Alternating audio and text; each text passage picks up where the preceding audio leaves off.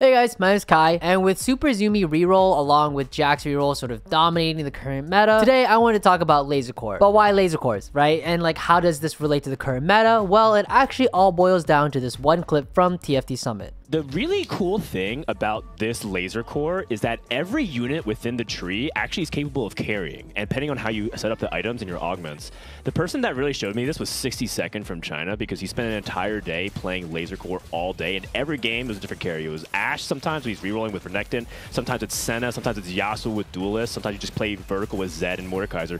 Lasercorps is a deep trade. You should explore it if you haven't had a chance already. So as Froden said, every single unit in the Lasercorps tree has the potential to carry, but only if you're willing to explore all the augments and item optimizations that may be available for each of these carries. Obviously, that's a lot of work, but guess what? I fucking did it for you. You're welcome. So please make sure to leave a like on the video, because today, not only are we going to go over how to make each of these Lasercorps carries work, but I will also be sharing with you guys today the Lasercorps carries that I've been using that really do hard counter both the Jax and Yuumi reroll meta. I'm pretty sure I'm going to regret making this video, because I don't really want to leak the secret tech, but I feel like people are pretty soon to catching on to it, so I might as well. But quick disclaimer, and this is very, very important. Before we can talk about each of these individual carries, if you're approaching your economy management the same way you did in set 7 in the current set, nothing I'm about to talk to you today will matter. This is because due to the large range of flexibility and the lower cost of the average unit, because you know we're not playing with dragons anymore, the current economy meta is largely dependent on board spiking and constantly matching the pace of the lobby. Originally for this video, I was going to do a quick crash course on how to manage your economy in set 8, but no matter what I did, I just could not condense how set 8's economy management works down enough to just make it a quote-unquote like quick crash course. I promise the next video after this one, I will definitely make an economy video that is specifically tailored for set 8, and I promise I will do my best as soon as possible to get it out. But with that being said, that means I am not going to go over how to economically approach each of these comps that I'm about to share with you today. So if you're trying to run these comps and you're going 8th, believe me, it's not your comp, it's the way you're managing your economy. So with that being said, until the community sort of catches on as to how the economy management works, this video is technically an advanced guide for advanced players. I will, however, keep on screen the stages in which your board power should be spiking while playing a specific comp. So if you're an advanced player, you should know what those spikes mean, but if you are a newer player or maybe even just an intermediate player, you can, you know, maybe just keep it in the back of your mind for the meantime. But without further ado, let's finally talk about each Lasercorps carry and how they can be utilized to hard carry in very specific comps. First one, we're actually going to pair 2 of these units together, but it is Ashe and Renek Carry, specifically in Laser Super Reroll. Now, if you weren't playing the first week when this set went live, this comp was breaking the meta at the time. The board is simply 3 Lasercorps with 3 supers, with your primary tank being whichever tank you're closest to 3-star. Your AD carry is obviously Ashe, and your AP carry is actually Yasuo. If you're lucky and you're high rolling, and if you have the space on your bench for it, you could also potentially look for Ezreal 3 for your level 7. The best augments for this comp are Lee Sin supportive augment, which is Invigorate, I don't know how to pronounce that. Renekton supportive augment, Call the Meek, and Ashe's carry augment, Laser Focus. General augments that are good for this comp are Ascension, Golden Ticket, and just healing augments in general like CB or Thrill. Ashe's BIS is Ginsu's GS +1, the +1 usually either being BT, QSS, Last Whisper, whatever. Just make sure that you don't make the mistake of building an IE on her, because her ability does not crit. Finally, your board spikes are on 3-1, 3-5, 4-1, and 4-5. Depending on the pace in the lobby and how contested you are, this may change per game, and where you decide to roll from stage 5 is dependent on your spot. Currently in this meta, this board is sitting at around a B tier. It's good if you hit,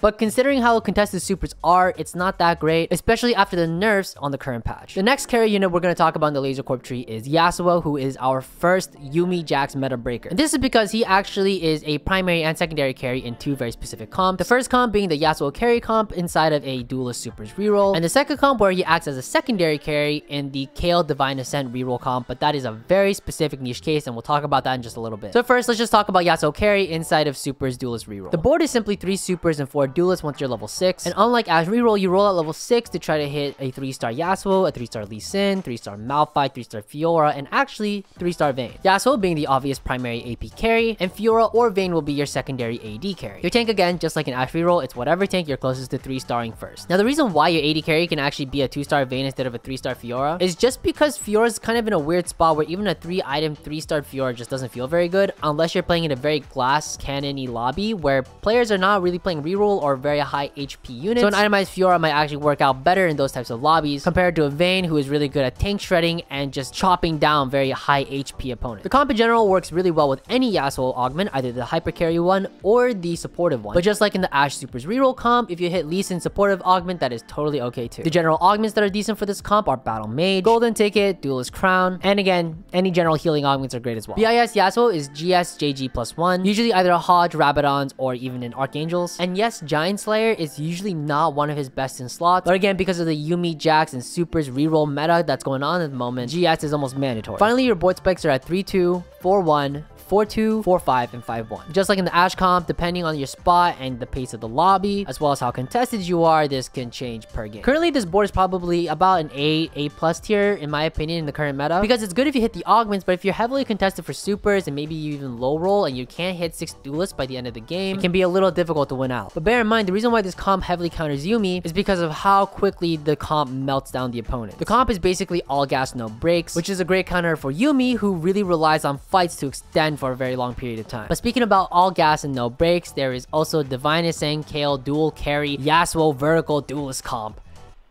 It's a fucking mouthful, man. Now, this board is simply vertical duelist, but you can actually play this even without the Kayle augment, but you may not find as much success. But the Kayle carry augment is very key here because it's actually very, very strong when playing vertical duelist. Your board is going to be 6 duelists at level 6, with Kayle being the primary AD carry and Yasuo being the secondary AP carry. You could also itemize GP instead of your Yasuo, but in my experience, Yasuo just scales way better into the late game, and it's not that difficult to 3-star, especially if you're uncontested. Your main tank is going to be Neela, who can just hold any tank items you manage to hit. We've already gone over Yasuo's BIS, but Kayle's BIS is usually Ginsu's GS +1, usually either a BT, Runan's, QSS, or IE, but don't quote me on the IE. I'm pretty sure her ability crits, but I could be wrong, so please correct me in the comments if I am wrong about that. Your board spikes for this comp in particular are actually the same as Ashe's, where you are spiking at 3-1, 3-5, 4-1, 4-2, and 4-5. And just like with every other comp, depending on the lobby, and depending on the pace of the lobby, and depending on how contested you are, it may differ per game. That's going to be a very common theme throughout all of this. This is why the economy is a little complex in set 8 compared to set 7. This board is easily an S tier, and even though yes, it is augment dependent, if you hit and you are uncontested for Kayle, you are basically guaranteed a top 3 at the very least. Now, the next carry unit we're going to talk about is Senna, and this is the real secret sauce that I kind of don't want to talk about, but I'm doing this for you guys. Because Senna is our second Yuumi Jax meta breaker, and she is really, really, really good right now, and I don't think enough people know about how strong she currently is. Just to give you guys an idea as to how stupid strong this unit is at the moment, I'm currently in Diamond Masters Elo on my climb up to Challenger, and out of my past 20 games, 10 of those games I had Senna on my endgame board, and with her I have a 90% top 4 rate and a 60% first place rate. That is very stupid high, and again, I'm kind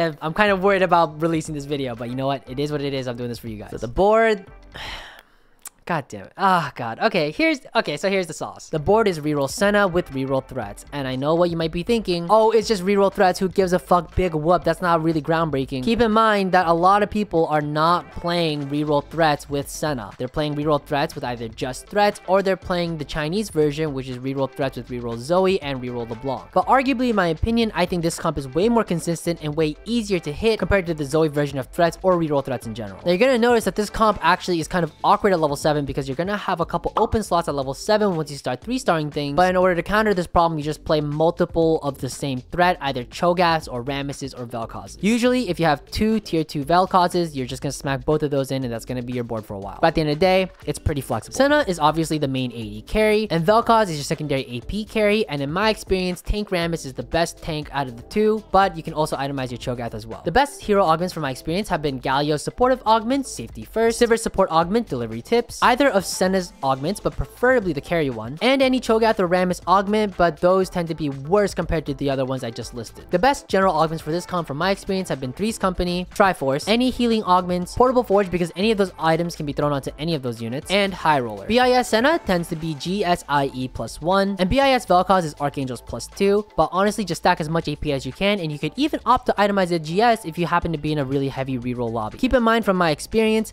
a 3-item 3-star Vel'koz Vel'koz will almost always one-shot a Yuumi. This is because of the way his ability works, but please keep in mind, I do believe Vel'koz is currently bugged. And the current hypothesis that me and my friends have as to why this is the case is that we believe that Vel'koz's damage counter is actually resetting after every cast, so it's possible he actually doesn't target the unit that's dealing the most damage every single time. I do hope this does get fixed in the future, but please bear that in mind, and if you're molding because your Vel'koz is not targeting properly, that is probably why. Now, your board spikes for this comp is a bit different because it is a level 7 reroll comp, so your spikes are usually going to be on 3-2, 4-1, 4-5, and or 5-1. Just like every other comp, when you decide to roll down and spike your board, whatever, depends on the pace of the lobby, yada yada yada, you get the drill. This board is easily S+ tier in my opinion, but this is only for two specific reasons. The first reason is because this is not a very augment dependent comp, but it is a comp that still requires an opener or a line. That basically means you cannot hard force this comp 20 out of 20. If you did, believe me, you will not climb LP. But the second big reason is because of the current meta of the Yuumi Jax meta. Yuumi and Jax specifically are one unit carry comp. This means that if Yuumi dies or if Jax dies or their perma seed, the fight is over. They can't do jack shit. And because your primary carry is in fact the Vel'koz, and if you are itemizing an Archangels onto him, he is gonna just either perma-stun a Jax until it dies, or it'll perma-stun a Yuumi, and then at most will only have to two-shot it in order to get rid of it. Plus, if you really wanted to, you could also try to itemize your Cho'Gath with a lot of MR, and he stacks very, very well with MR. But again, from my experience, Tank Rammus is probably the best tank. And one last thing, I would like to really shout out DishSoap, because I really respect him as a player, and if it weren't for him and me studying his VODs all the time trying to improve as a player, I never would have known about this comp. Fun fact, this guy's also the reason why I figured out how Lagoons worked, which was in one of my previous videos that I actually did really, really well. So again, shout out to him, and I will leave his Twitch down in the description box below if you want to go check him out. Alright, but now the next carry that we're going to talk about is Zed, who has definitely fallen a bit out of the current meta, but that is really only because of how tanky the current meta is. Zed is also a pretty interesting unit because he's finally the first unit that doesn't rely on a reroll board. At the time of making this video, and from what I found, he doesn't excel in any specific comp, but rather he's a really, really strong AD flex option as your secondary carry while you're playing AP flex. Now, while playing flex, it's important to note that playing flex is all about connecting clusters, and Zed is definitely one of the strongest AD flex options in terms of reliable AD clusters. But what exactly is a cluster? Well, a cluster is a term that I use in order to describe 3 to 4 units that work really well in conjunction with one another. And it's different from a comp, where a comp is referring to your whole board, and a cluster is more just like this small group of units that you can just throw into your board or splash them in whenever you need it. For example, the Zed cluster is Zoe, Zed, and Echo, which gives Hacker and Prankster, and is a really, really great mini cluster you can splash into your comp whenever you need it. Now, pairing this cluster with something like a Viego cluster, which is usually something like a Viego, Talon, and Leona, works very well because they're connected through Aegis. These two clusters paired together give a really strong frontline, a really strong AD carry being Zed, and a really strong AP carry being Viego. The Viego Zed line is probably one of the more consistent AP flex options that I've used whenever I need to play AP flex. BIS Zed is usually GA Titans +1, usually either Last Whisper, IE, or Runans. Now, when your board spikes in power while you're playing flex, it's simply during the standard intervals. Now, I'm not going to explain what standard intervals are, but I will go more in depth into what playing standard and what standard intervals are in the economy video that I am, again, planning to release very soon. The Zed cluster overall, in my opinion, is A tier and is a great flex option when you need a reliable secondary AD carry. Finally is Mordekaiser and Sejuani Carry. And I'm not gonna lie, if you're ever in a position to play Mordekaiser Carry, you've probably already won the lobby. And if you're playing Sejuani Carry, you're probably in very, very low elo. Don't get me wrong, both of these units are great units, but besides 9 Lasercorps in the vertical tree, it's not very often you're gonna be playing both of these units on your board unless you're trying to splash in really high cost units on your endgame board. Just to give you an idea as to how little you'll actually end up playing 9 Lasercorps, I only got to play it recently once, and that was last night. I've been playing since PBE. That's less than 1% of my games. So again, very unlikely that you'll ever hit, but it is there in case you ever do. VIS Mordekaiser is just like whatever AP items you have. VIS Sejuani is whatever tank items you have. It's not that hard. Thanks for making it to the end of the video. And